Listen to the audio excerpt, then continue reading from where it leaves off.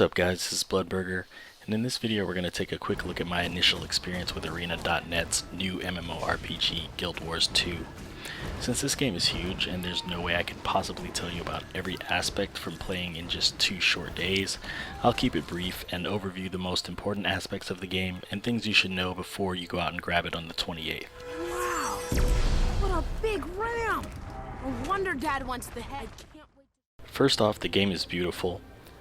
The environments are absolutely gorgeous on the highest graphic settings and surprisingly aren't that demanding on your PC.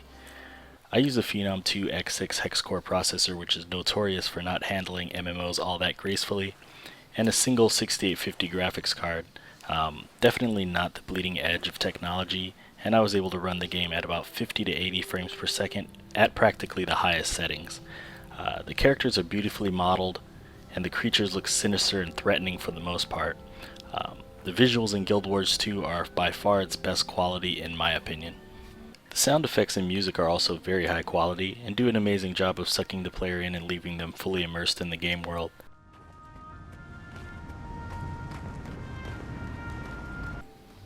If you have a very good headset or a 7.1 sound system, prepare to be blown away by the ambient noise in the background, slashes of swords, whooshes of magic, and character moans and groans.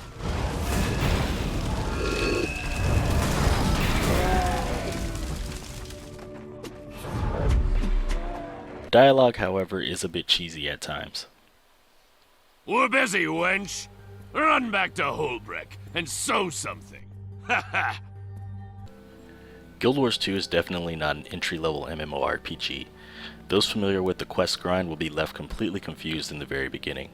The way that it works is Guild Wars 2 doesn't operate completely on quest hubs or go here, do X amount of quests and move on. It's more of an exploration-based system where you wander around and things will happen dynamically in the world around you.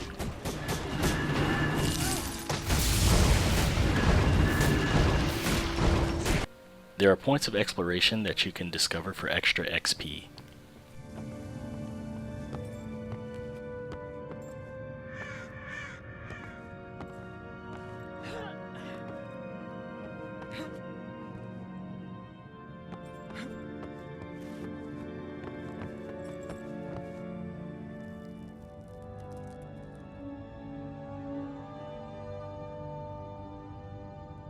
The world is gigantic and there are no character mounts. Thankfully, ArenaNet put in Oblivion/Skyrim style fast travel options that allow you to jump from point to point on the map after you've discovered them. There is a main storyline quest that increases in difficulty and progresses as you level up. This makes for a fresh leveling experience, however if you're flying solo, the process is much slower than zerging a zone with a big group of friends.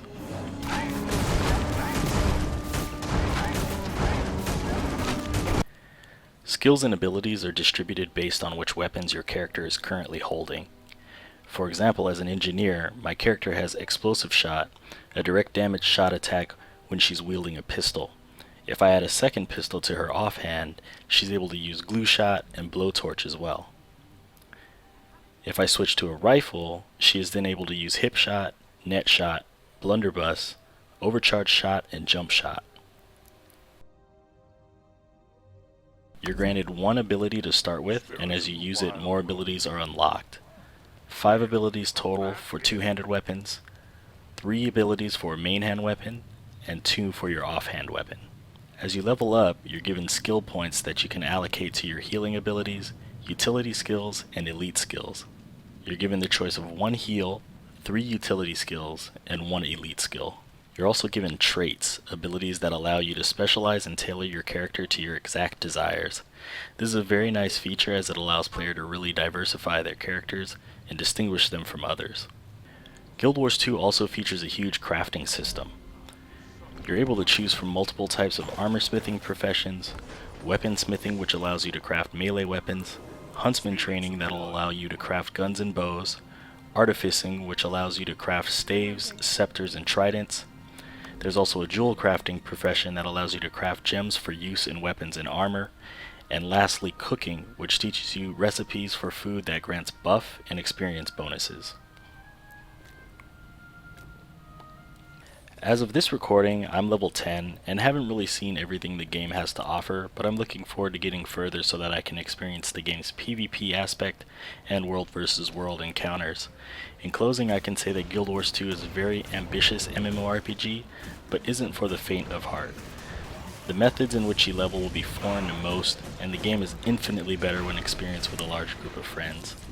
The skill tree and point allocation requires a little bit of planning, and the world is so huge that it can be intimidating at times, even with the fast travel option.